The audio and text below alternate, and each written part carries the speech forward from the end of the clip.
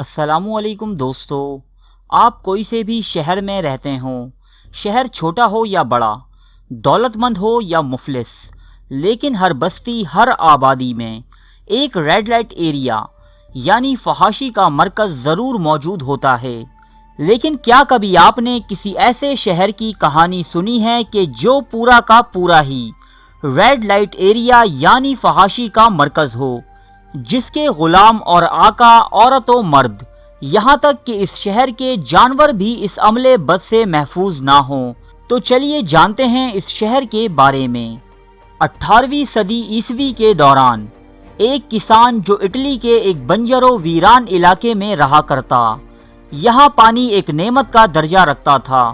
ایک دن اس کسان نے اس بنجر زمین میں کنواں کھودنے کی ٹھانی۔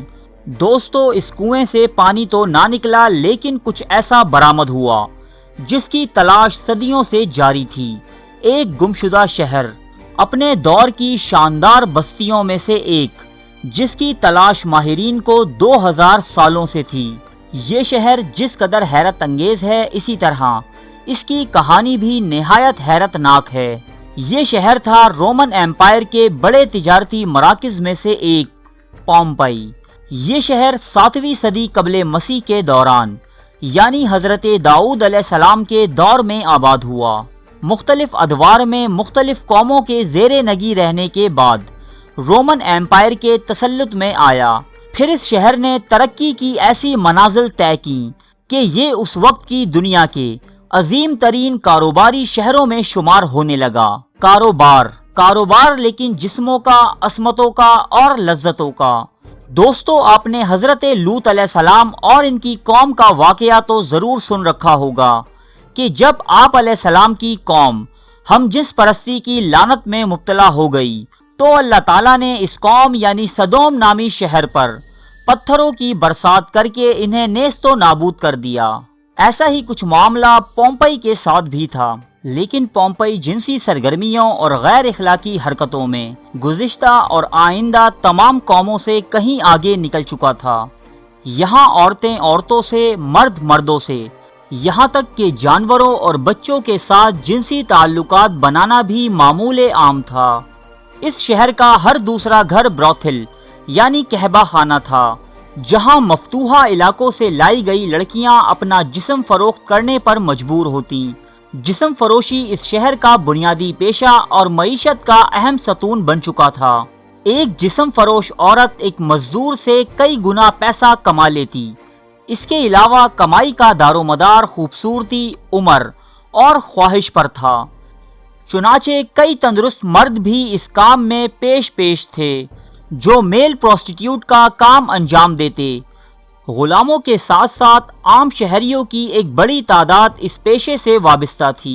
عوام کے ساتھ ساتھ شہر کی اشرافیہ یعنی اس کے میجسٹرز، جرنیل اور وزراء سب کے سب یا تو اپنے اپنے بروتھلز کے مالک تھے یا پھر جسم فروش غلاموں کی تجارت میں ملوث۔ جو جسم فروشی اور گناہوں کی اس لعنت میں زیادہ مبتلا ہوتا، پومپئی شہر میں وہ اتنی ہی زیادہ عزت کا حقدار تھا۔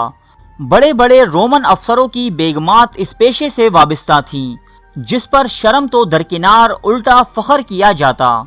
اس شہر کے کھنڈرات سے ملنے والی تصاویر اس قدر بیہودہ اور فحش ہیں کہ شریف لوگ اپنے کانوں کو ہاتھ لگا لیتے ہیں، جبکہ پومپئی کی دیواروں پر لکھی غیر اخلاقی و غیر فطری شاعری کی مثال ماضی و مستقبل کہیں نہیں ملتی۔ یہ دنیا کا وہ پہلا شہر تھا جہاں مشترکہ غسل خانوں کی ایجاد ہوئی۔ ان غسل خانوں میں مرد و عورت بیک وقت نہایا کرتے، چنانچہ یہ غسل خانے کم اور کہبہ خانے زیادہ تھے۔ ویسے تو پومپئی شہر میں بے شمار کہبہ خانے تھے جو کہ پوشیدہ نہ تھے، بلکہ کہبہ خانوں کی بیہودہ علامات سڑکوں اور مکانوں کی دیواروں پر آج بھی بآسانی دیکھی جا سکتی ہیں۔ لیکن شہر کے بیچوں بیچ قائم تھا دنیا کا سب سے قدیم اور بڑا بروتھل یعنی فحاشی کا مرکز لوپن آرا۔ لوپن آرا کا مطلب ہے مادہ بھیڑیے۔ یہ ایک 2 منزلہ عمارت تھی جس کا نچلا حصہ کئی کمروں پر مشتمل تھا۔ یہ حصہ عام لوگوں کے لیے مخصوص تھا، جبکہ عمارت کے اوپری حصے میں شہر بھر کی اشرافیہ جمع ہوتی اور انتہائی فحش و غلیظ محافل کا انعقاد ہوا کرتا، جہاں بہن بھائی باپ بیٹی تک کی کوئی تمیز نہ تھی۔ غرض یہ اپنی بدفعالیوں میں حیوانیت کی حدوں سے بھی گر چکے تھے۔ ایک آتش فشاں پہاڑ یعنی ماؤنٹ وسوویس کے دہانے پر واقع ہونے کے باوجود یہ شہر ہر قسم کے خطروں سے بے نیاز اپنی رنگرلیوں میں مصروف تھا۔ وہ فکر کرتے بھی کیوں، چونکہ وہ یہاں پچھلے 700 سالوں سے آباد تھے اور خوشحال بھی۔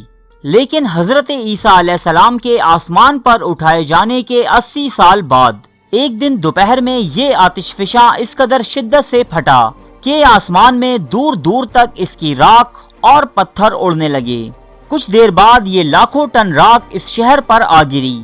اس شہر کے 20,000 افراد موقع پر ہلاک ہو گئے۔ کچھ نے سمندر کے راستے بھاگنے کی کوشش کی، لیکن آتش فشاں کے لاوے نے ان کو بھی نہ بخشا۔ مزید اگلے 3 دن تک یہ آتش فشاں آگ اور لاوا اگلتا رہا۔ اس کے ٹھنڈا ہونے کے بعد اس مقام کی تلاش تک ناممکن ہو گئی کہ جس جگہ یہ شہر آباد تھا۔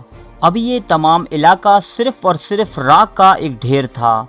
پھر 1748 عیسوی میں ایک دن یہ شہر حادثاتی طور پر دریافت ہو گیا، وہ بھی اس طرح کہ اس کے تھیٹرز، کھیل کے میدان، مارکیٹیں اور سوئمنگ پولز جوں کی توں حالت میں موجود تھے۔ یہ عذاب اس شہر کے مکینوں پر اس وقت نازل ہوا کہ جب وہ اپنے اخلاق باختہ کام سر انجام دے رہے تھے۔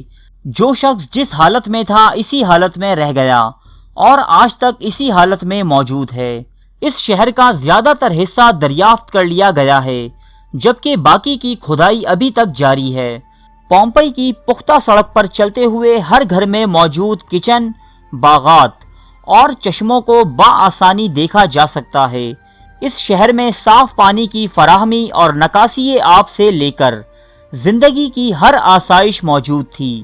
یہاں کے لوگوں کا شمار اس خطے کے امیر ترین لوگوں میں ہوا کرتا، لیکن افسوس کہ ان ناقدروں نے اپنے پروردگار کی نعمتوں کا انتہائی غلط استعمال کیا اور آئندہ آنے والی قوموں کے لیے ہمیشہ ہمیشہ کے لیے نشان عبرت میں تبدیل ہو گئے۔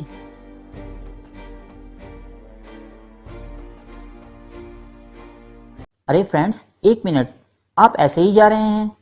اتنی محنت سے ویڈیو بنائی ہے، ایک لائک تو بنتا ہے نا؟ اور دوسرا یہ کہ آپ ہمیں اتنی بڑی دنیا میں دوبارہ کیسے ڈھونڈیں گے؟ تو اس کا حل یہ ہے کہ آپ ہمارے چینل کو سبسکرائب کر لیجئے اور اس بیل کے آئیکن کو کلک کر دیجئے۔ اس طرح ہمارے آنے والی تمام ویڈیوز آپ تک پہنچتی رہیں گی۔ ارے ڈریے مت، یہ بالکل فری ہے۔